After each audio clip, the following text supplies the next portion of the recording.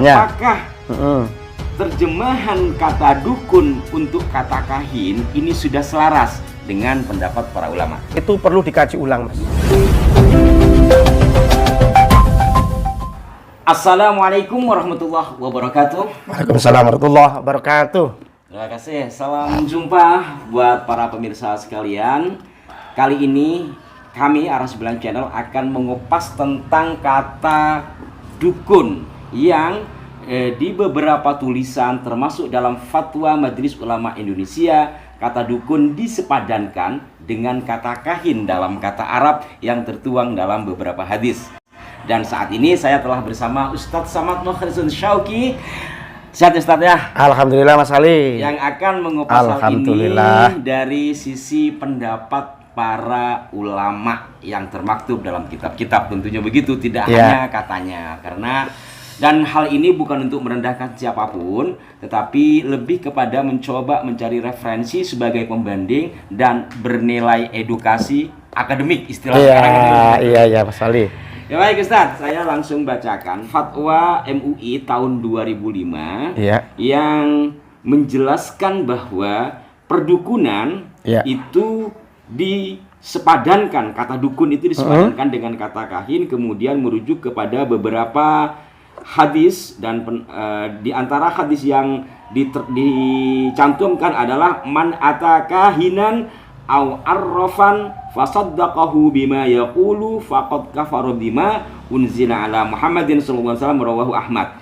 Dalam terjemahan versi MUI di sini, orang-orang yang mendatangi dukun. Jadi man ata kahinan sopone wong kang teko kahinan, kahinan di sini diartikan dukun. Oh, dukun ya. Nah, artikannya apakah terjemahan kata dukun untuk kata kahin ini sudah selaras dengan pendapat para ulama? Begitu yang saya ingin luruskan di sini, karena saat ini banyak informasi beredar tapi yang nggak jelas.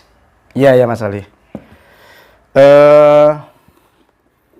Yang pertama, saya dulu pernah ngaji di Pondok Pesantren Tremas. Kebetulan ini ada kitab Jawahirul Bukhari. Jadi ada tentang bab al-kuhanah. Di sini Pak Kiai saya itu kalau mengartikan al-kuhanah itu diartikan dengan juru badek, tukang meramal.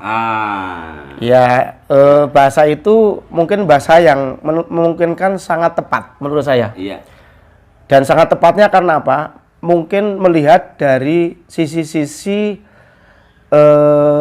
kuhanah yang terjadi di Arab atau terjadi zaman dulu pada masa Nabi. Nabi kemudian mengeluarkan sabdanya man atakahinan au arrafan itu tadi. Jadi menurut terjemahan kiainya Ustadz Samad ketika mondok di Termas, kata kahin di sini diartikan sebagai juru badek. Juru badek, iya. Jadi gini Mas Ali, kalau di Kamus Bahasa Indonesia, mungkin dukun itu kan artinya banyak. Sebetulnya ya sama dengan tabib, pengobat. Alias ada dukun yang konotasinya itu adalah dia dukun bayi.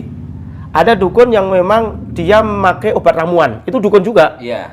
Kemudian ada yang dukun yang dengan pengobatan dengan doa-doa, itu dukun juga, dan mantra. Itu secara lughatan ya. Ya, memang kan gini, kalau kita merujuk kepada Kamus Besar Bahasa Indonesia, kata dukun tidak memiliki arti spesifik kepada satu titik. Artinya bisa dideskripsikan bahwa dukun itu adalah seseorang yang memiliki keahlian tertentu atau khusus yang berkaitan dengan penyembuhan atau pengobatan. Kan nanti kan ada dukun beranak, dukun patah tulang, dukun sembur, dukun siwer, bahkan juga di situ ada dukun terawang. Lah mungkin kalau dukun terawang ini dikaitkan dengan kahin mungkin ada kesamaan, tapi bagaimana dengan nasib dukun-dukun beranak, dukun patah tulang? Iya, dukun pengobat yang pakai ramuan-ramuan, ramuan dukun herbal. Nah disinilah maksud saya kita luruskan Ustadz, karena apa? Kita sebagai bangsa Indonesia memegang amanat dari Sumpah Pemuda untuk menjunjung tinggi bahasa persatuan bahasa Indonesia. Kalau toh memang kalau dalam sejarah pernah saya bahas, memang kata dukun ini dirusak oleh Belanda dalam Kamus Besar Nederland van Indie yang dibuat oleh Belanda 1917. Itu dikatakan dukun itu lebih kepada persoalan magis, padahal sebelumnya dalam Kamus Melayu Inggris 1701 dalam Kamus Bauri yang ditemukan oleh seorang sejarawan dari IAIN Surakarta, pada 1701 kata dukun dalam kamus Inggris Melayu itu dideskripsikan kepada orang yang memiliki keahlian pengobatan dan sains. Bahkan di sini nggak ada gaib-gaibnya gitu kan. Ketika ke Belanda dalam kamus Nederland van Indy, lalu Belanda karena memang pada saat itu ingin menghapuskan perdukunan beranak, terutama pada saat itu karena dia dianggap tidak steril, maka kata dukun itu hanya dikaitkan kepada hal-hal yang mistik. Oh gitu. Dan itu melengkap sampai sekarang, melekat sampai sekarang. Jadi ketika bicara dukun tuh ujungnya mungkin lebih kepada paranormal gitu, tidak melihat dia ahli herbal, tidak melihat ahli-ahli patah tulang gitu kan. Sampai-sampai ini di Majelis Ulama Indonesia fatwa 2005 yang saya katakan tadi, kata man ata arrafan au kahinan di situ diartikan kahinan dukun. Arrafannya sama peramal. Sekarang gini Mas. Sekarang sebetulnya itu apakah mahalus syahid? Mahalus syahid itu pokok pembahasan. Apakah kuhanah yang dikendaki oleh Rasul itu dukun yang ada diartikan di sini? Ini maksud saya. Monggo. Kahin di dalam kitab Syarah Shahihul Muslim itu kalau di Arab ada 3 macam. Yang pertama adalah yakunu lil insani waliyyun minal jinni yukhbiruhu bima yastarikuhu minas sam'i wa hadzal qismu batala min hini ba'atsallahu nabiyyana sallallahu alaihi wasallam.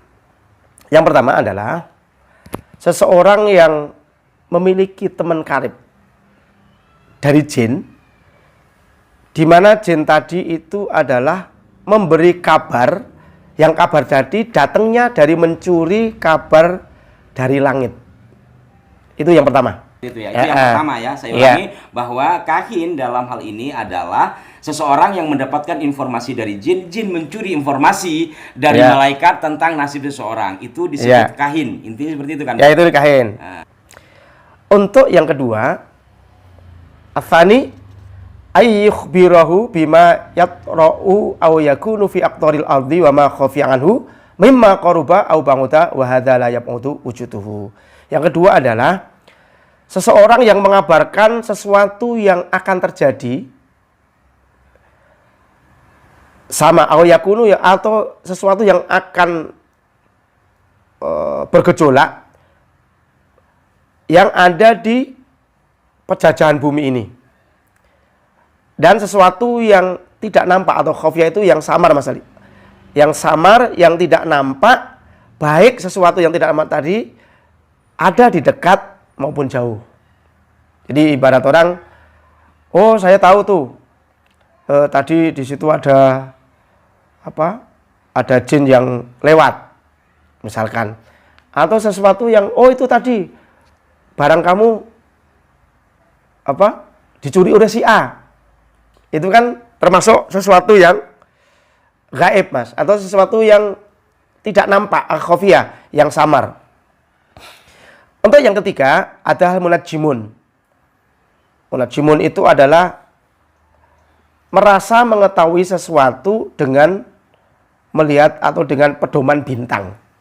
Atau mungkin yang dimaksud munajimun itu kalau istilah sekarang astrologi, ilmu perbintangan ya. Itu perbintangan. Nah, jadi pedoman sesuatu terjadi apa-apa itu pakai bintang.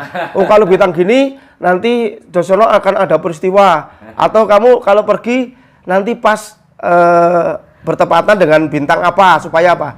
Supaya nanti selamat. Oh, dan lain-lain. Atau kan kalau bintang kalau di Arab itu ada Mas, ada Jauza, Syarton, ada macam-macam. Lah, ketika akan nikah harus bintangnya harus bintang nanti Mustaro misalkan ya, atau bintang Dauza karena Mustaro itu bla bla bla bla, terus Jauza itu bintangnya begini dan lain-lain. Nah itu termasuk. Jadi intinya di sini ya kita berbicara kahin. Saya terangkan mungkin di berbagai kitab yang lain. Al kahin yata'ata ilma ma yakunu fil mustaqbaliz zaman. Kahin itu adalah orang yang mengaku-ngaku dan merasa bisa mengetahui sesuatu hal, peristiwa yang akan terjadi. Yang akan terjadi. Gitu. Jadi itu al-kahin. Kemudian wayat da'i ma'rifatal asrar. Kemudian dia merasa mengetahui sesuatu rahasia-rahasia. rahasia orang di hatinya, mengetahui oh kamu si A si dan lain-lain lah. Kemudian maka di sini Imam Nawawi menerangkan al-farqu bainal arrafah wal kahin annal kahin innama yata'ata akbar anil kawaini fil mustaqbali wa yad'i ma'rifatal asrar. Imam Nawawi mengatakan perbedaan antara kahin dan arafah, kahin itu adalah orang yang merasa mampu dan merasa bisa memberikan satu kabar keadaan di dunia ini di zaman yang akan terjadi. Itu kahin. Kahin. Wa yata'i ma'rifatul asrar. Kemudian mengaku-ngaku mengetahui sesuatu yang sangat lembut yang tidak nampak mata. Itu. Misalkan gini. Wah, kamu ada yang ngikuti ini mbah kamu ketujuh. Kata mbahnya nenek moyang kamu dan lain-lain. Itu kemudian al-araf atau ma'rafah Mas. Yata'ata ma'rifata syai'i al-masruki wa kana dhalati wa nahwihima. Sedangkan arafah itu orang yang mengaku mengetahui sesuatu hal yang dicuri dan tempat yang dicuri atau sejenisnya, alias fil mustaqbal Mas. Fil madi. Iya. Jadi bahasanya mengetahui sesuatu yang sudah terjadi. Umpamanya kita bisa melihat pencuri yang telah mengambil barang. Itu disebut arafah. Saya pikir sampai di sini dulu karena ini untuk pelurusan istilah. Ya. Saya ulangi para pemirsa bahwa yang disebut kahin dengan arafah itu ada kesamaan, yakni adalah seseorang yang mengaku atau yang merasa mengetahui sesuatu yang tak tampak secara indera. Ya, baik itu nanti versi kitab tadi dikatakan mendapatkan informasi dari bangsa jin yang mencuri informasi dari malaikat, ataupun dia orang yang dapat melihat sesuatu pada diri seseorang padahal tak tampak. Seperti orang umumnya ada pendampingnya, atau juga bisa melihat sesuatu pada peristiwa yang sudah terjadi, seperti misalnya contoh pencurian. Jadi kalau melihat dari di sini kata kahin, kita putus pada kata kahin, intinya adalah orang yang mengaku bisa melihat sesuatu yang tanpa indrawi adalah kahin. Maka apabila kita melihat kepada kata dukun, kita anggap saja di Kamus Besar Bahasa Indonesia tentu tidak selaras. Sebab di Kamus Besar Indonesia dukun bukan hanya dukun terawang, tetapi di situ juga ada dukun beranak, dukun patah tulang, dukun untuk pengobatan dengan herbal dan segala macamnya. Nah, para pemirsa sekalian, dan ini juga saya kemarin buka-buka situsnya sahabat-sahabat Salafi Wahabi. Dan pendapat bin Bas menyebutkan kahin dengan arafah itu sama. Kahin dengan arafah itu sama. Ya intinya kayak tadi. Sama Mas. Sama. Jadi memang kalau al-kahin, Ibnu Hajar itu saya mengatakan wal kahinu lafdzun yutlaqu 'alal araf. Jadi kahin itu adalah satu kata yang mutlakkan, yang diucapkan untuk al-araf juga. Untuk ramal juga. Ya ketika ngaraf itu ya kahin. Kahin ya karaf gitu loh Mas di situ. Maka sekali lagi karena pada saat ini fokusnya kita kepada konteks pelurusan istilah, kiranya kurang tepat ya apabila kata kahin dalam kata hadis Rasul itu diterjemahkan sebagai dukun, karena kata dukun gak usah ke sejarah, dalam Kamus Besar Bahasa Indonesia yang ada masih banyak variannya. Terakhir Ustaz, pandangan panjenengan terhadap peristilahan dukun yang diartikan kahin oleh sebagian orang bahkan di dalam fatwa Majelis Ulama Indonesia. Ya, kalau saya itu perlu dikaji ulang Mas. Yang pertama perlu dikaji ulang apakah itu sudah tepat atau tidak, karena ini berhubungan dengan akhirat atau berhubungan dengan pertanyaan nanti di akhirat. Kita tidak menyalahkan pendapat orang, tapi ketika dihubungkan dengan al-kuhanah terus kemudian disamakan 100% dengan kata dukun, nah ini kalau menurut saya perlu dikaji ulang, karena harus ada kejelasan.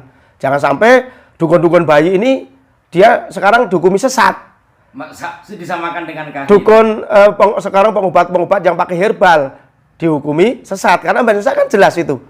Ya, secara bahasa tadi kan jelas arti bahasa Indonesia bahwa dukun itu ya meliputi tersebut, pengobat pakai tradisional, pengobat pakai doa. Terima kasih Ustaz, dan saya kembalikan kepada Anda para pemirsa, mudah-mudahan yang menonton ini juga bisa menyimak dengan baik dan membuahkan hasil yang baik pula. Untuk apa? untuk menghormati kata dalam bahasa Indonesia, bil khusus kata dukun yang saat ini direndahkan. Dan bukan hanya saat ini, sejak masa Belanda sudah direndahkan. Bahkan profesi dukun pun dipinggirkan. Mudah-mudahan bermanfaat dan mohon maaf jika ada kekeliruan. Sekali lagi terima kasih Ustaz. Ya, sama Mas Ali. Assalamualaikum warahmatullahi wabarakatuh. Waalaikumsalam warahmatullahi wabarakatuh.